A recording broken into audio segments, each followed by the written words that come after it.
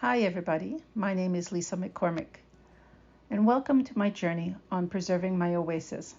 I have noticed that my videos on my garden does not give you a clear picture of my garden vision. I put this plan together so you can see my vision and truly understand how nuts I am to taking on such a huge project with no training in gardening or designing. What you see here is the overview of the backyard. My house is located at the bottom left of this image. The pond is 65 feet by 90 feet by 10 feet deep. And no, there will never be any fish in this pond. The arbor garden.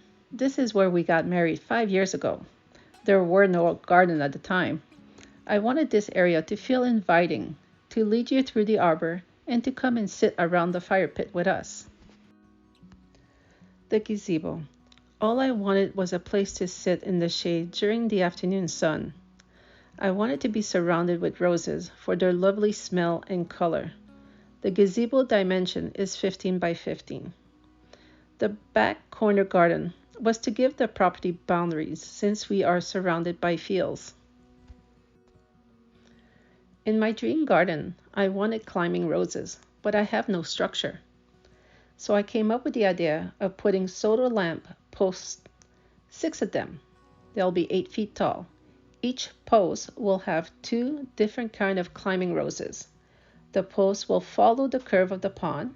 In between the posts, I will have an ornamental tree or a large hydrangea. On the right, I created an island to make the area more cozy.